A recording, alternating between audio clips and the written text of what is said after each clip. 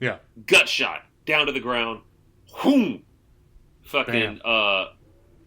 Who's the kicker I'm thinking of? Morton Anderson. Morton It's a wonderful fight scene. You get the drama of his injury. He's taped up, so he's literally fighting with one hand. Yeah. Now, all the shit that was from Catherine's character to be a bit more zen, a bit more meditative, there is no pain, there is no pain.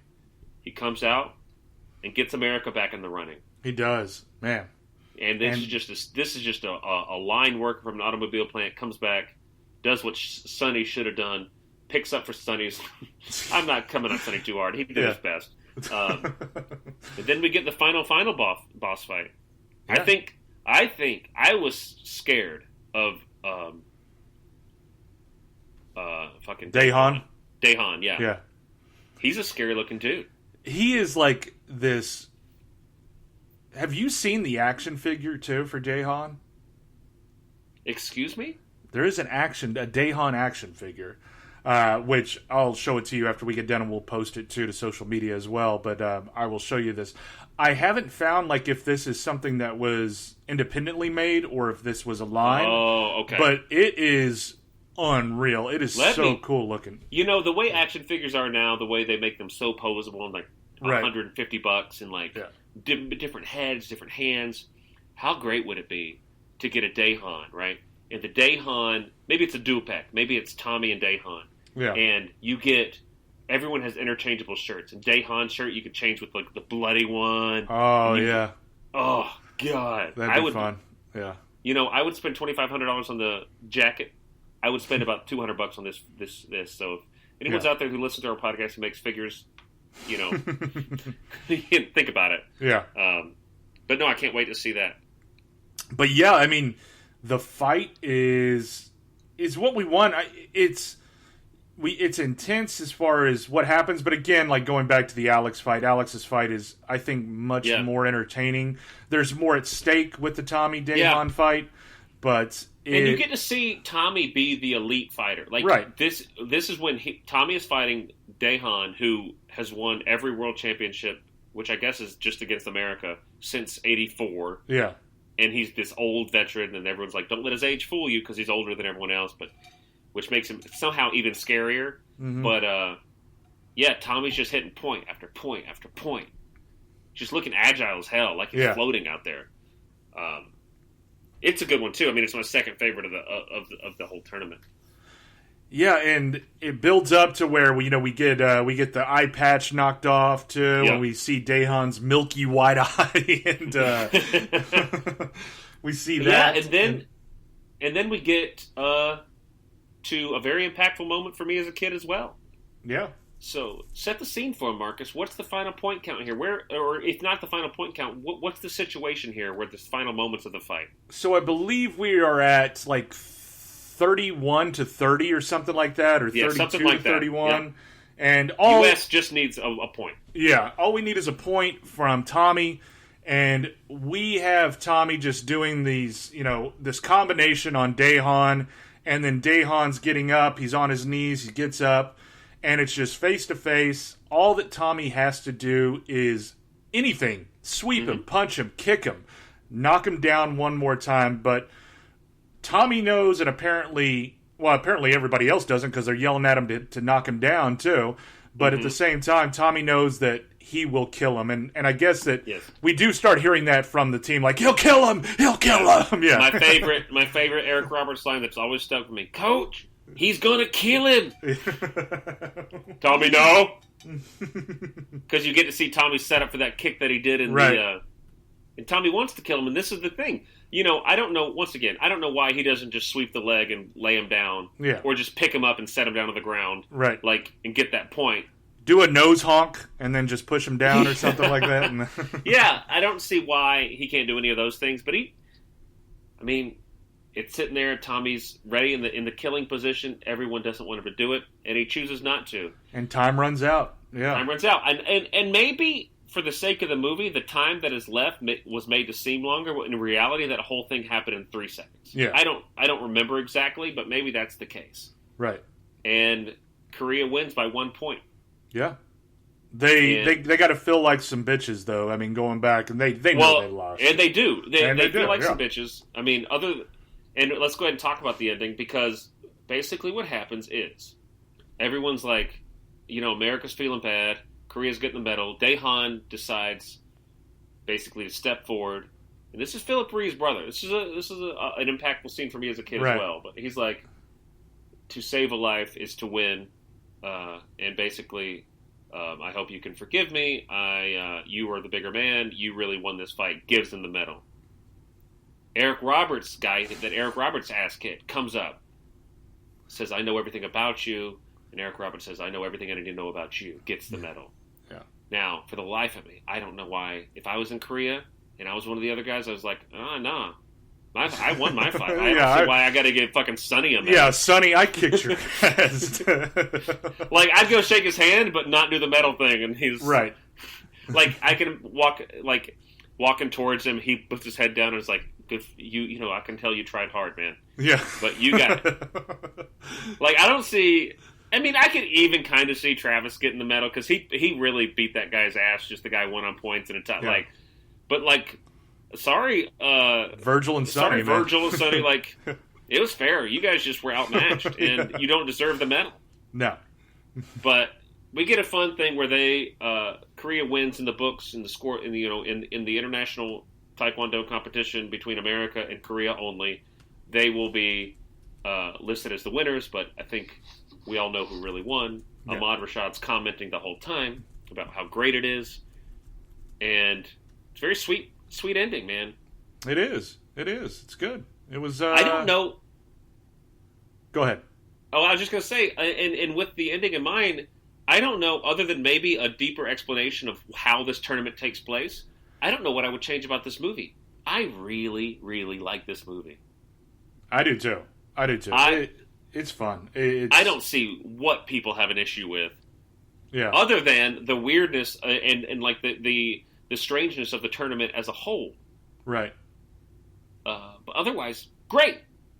Fucking give this movie to me all day. Easily. Yeah. And let's go ahead and let's talk about the fact that this movie spawned 3 sequels. It did, and then they went everywhere after this, man. All over the place. Now, yeah.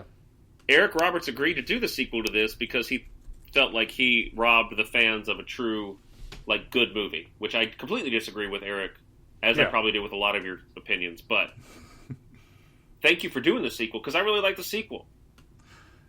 Part 2 is fine. Part 2 I like. Yeah. Wayne Newton, it's more of like an underground fighting tournament thing. It's like Lionheart with kind of... Yeah, exactly. Yeah. It was made in the 90s, so it's a bit more of that feeling, and there's this big underground badass named Brackus, who eventually, into the WWE, there was a wrestler named Brackus.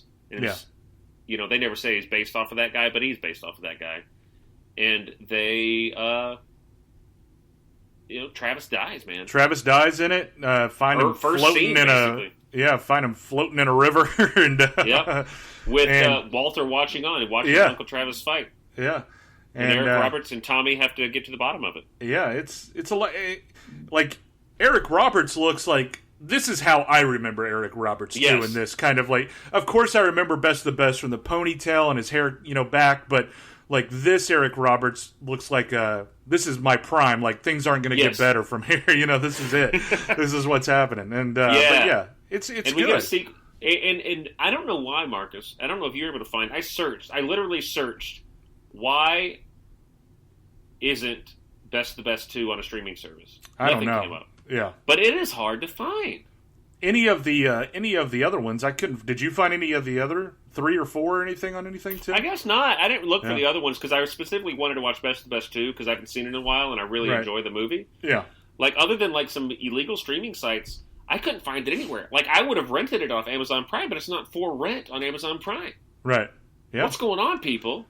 All the streaming services I subscribe to, and none of y'all have Best of the Best 2? You would think Netflix. I mean, if you're gonna have Best of the Best 1, at least put 2 up there. But it's always been tricky. I remember when it was available to rent online, like on Amazon, and I was like, I'm not going to pay to see this movie. And now I'm like, I'll pay now. Yeah.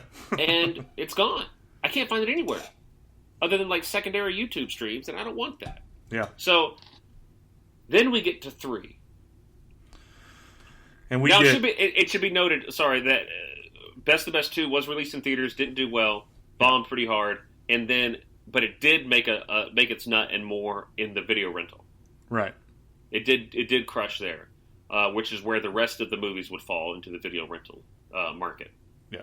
And so we get Best of the Best 3, where Tommy goes to a town called Liberty, which, as you can imagine, is full of racist people. It's full of racist people, yeah.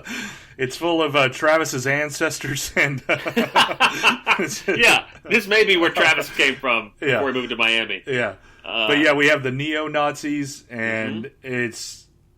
I saw this movie once. I saw Best of the Best 3. I know I've seen it once. Maybe I've I seen saw it multiple again. times, but go on. Yeah. But, and I'm trying to think of it as far as what I can remember, too. Mm-hmm. I know it's like the skinheads... kind of, and isn't it, I can't remember if it's like, maybe I'm thinking of another movie, but is it like a store clerk or a preacher or someone it's a black guy who they kill? Yes. But I can't, isn't it? And I can't remember, is it a preacher or like a store clerk or a store owner or something like that? Or it's a preacher. It's a black preacher. Yeah, yeah. So, yeah, the neo-Nazis are taking over this town. We get a young Gina Gershon. Yes, Face Off, yeah.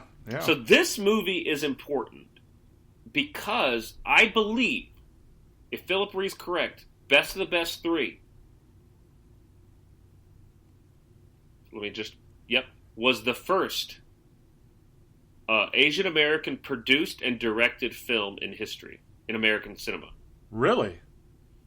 First to produce and direct and star. Maybe that's it. Maybe it's those 3 things. It's never happened before. So the trifecta. Yeah. Philip Reed directed, produced, and starred in this movie.